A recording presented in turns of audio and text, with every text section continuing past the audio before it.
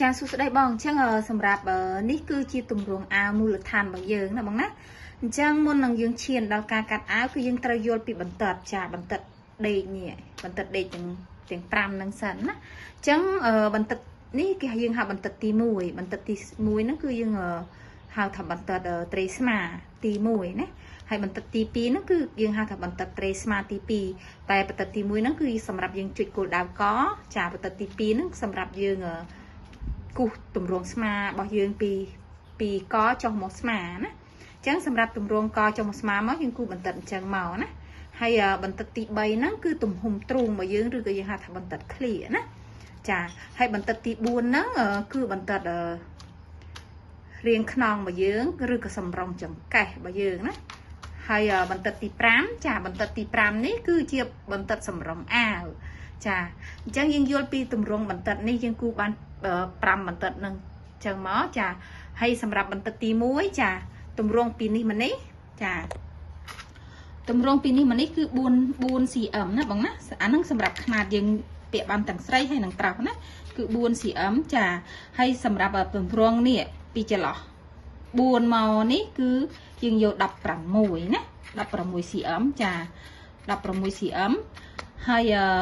អាហ្នឹងគឺខ្ញុំគូຂະຫນាតXS ណា XS ដំបូងចាហើយសម្រាប់បន្តិតទី4របស់យើងចាគឺយើងចុចពីលើមកវិញណាគឺពីលើនេះមកវិញចាពីលើនេះមកក្រោមនេះអាហ្នឹងគឺជាទូទៅសម្រាប់បើថាຂະຫນាតយើងអាស៊ីភាគច្រើនយើងយក39ឬ40ណាហើយប៉ុណ្ណឹងគឺខ្ពស់ហើយ39ឬ40ចាតែបើថាយើងយកសម្រង XS ចឹងយើងអាចយកត្រឹម39បានណាចាំពេលបើសិនបងគូតឡើងសាយទៅបងអាចតឡើងតាមនឹងតទៀតបានណាហើយចាសម្រាប់បន្តិតទី5ណាទី5ក៏យើងយកពីលើនេះដូចគ្នាដែរចាយកពីលើនេះណាពីលើនេះទៅដល់ក្រោមណាចឹងបងសម្រងខ្ញុំឃើញក្នុងຂະຫນាតរបស់បងគឺយក66ណាប៉ុន្តែបើតាម recommend របស់ខ្ញុំអានេះបងអាចយកក៏បានបងអាចមិនយកក៏បានS គឺវែងបន្តិចណាបងណា size XS បងគួរតែយកសម្រងត្រឹម62ឬ64នេះបានព្រោះនេះ XS គាត់អត់មានខ្ពស់ប្រហែលទេភាគច្រើននៅខ្មែរយើងគាត់ចិត្តអាវរៀងសម្រងរៀងខើចដែរប៉ុន្តែបើថាបងយកវែងអញ្ចឹងក៏យកទៅណាអញ្ចឹងនឹងហើយបងអញ្ចឹងក្រោយពីបងយល់ពីបន្តិតនេះហើយនឹងការវាស់បន្តិតរបស់យើងហើយអញ្ចឹងសម្រាប់ជាងធ្វើការគូណាធ្វើការវាស់តាមនឹងហើយសម្រាប់ទម្រង់កចាកអញ្ចឹងយើងចូលពីនេះទៅគឺយើងចូល7លេខណាអាហ្នឹងຂະຫນាត7 cm ណារួចហើយយើងធ្វើការចោះចាចោះទម្រង់កមកបងអាចដាក់គូសពីនេះឲ្យចោះមកក្រោមណាពីបន្តិតនេះឲ្យចោះមកក្រោមអញ្ចឹងយើងអាចចោះ7.5ចាហើយបងគូសពីនេះមកក្រោមមកបងអាចដាក់ឈៀកមូលរបស់យើងគូទម្រង់កមូលយកគ្នាមកចាខ្ញុំគូដៃនេះជាអត់សូវមូលទេបងនេះអញ្ចឹងបងអាចយកដាក់ឈៀកកោមកគូមូលចូលគ្នាមកយើងកាត់ជាទម្រង់កហើយអានេះយើងបានជាទម្រង់អាវរបស់យើងបែបនេះណាអញ្ចឹងមកក្រោយពីបងគូកាត់ជាទម្រង់ពុំអាវអញ្ចឹងហើយសម្រាប់ពុំរបស់បងគឺបងអាចយកទៅកាត់ក្រោយពីបងកាត់នេះអាទម្រង់នេះយើងបត់កាត់ពុំរបស់យើងបត់ជា2មកហើយកាត់តាមទម្រង់នេះមកវាបានទម្រង់ឆ្វេងស្ដាំឯបងអញ្ចឹងសម្រាប់ដែលຂະຫນាតដែលយើងគូនឹងគឺជាទម្រង់ຂະຫນាតអាវផ្នែកខាងស្ដាំមួយសន្លឹកណាអញ្ចឹង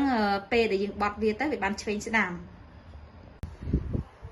ចាខេបងអញ្ចឹងសម្រាប់ផ្ទាំងក្រោយណាផ្ទាំងក្រោយអញ្ចឹងកាត់បន្តិតត្រេស្មាបន្តិតទី1និងបន្តិតទី2របស់យើងគឺដូចគ្នាណាអញ្ចឹងសម្រាប់មនុស្សធំ4លេខសម្រាប់កូនក្មេង3លេខណាបងណាហើយខុសទៅចំណុច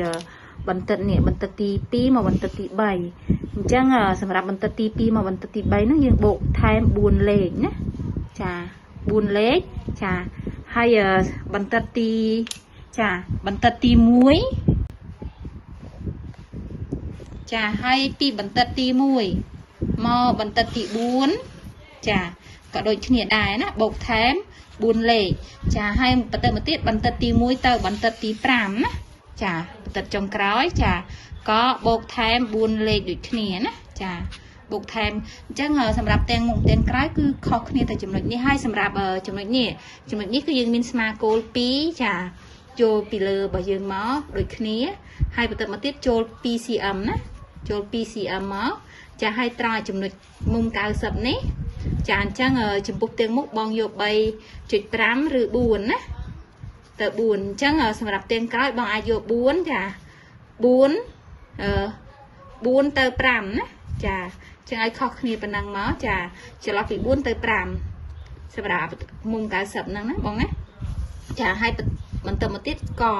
ញ្ចឹងកយើងចូល 2.5 មកពីលើចុះក្រោម 2.5 មកបងគូសទម្រង់ចា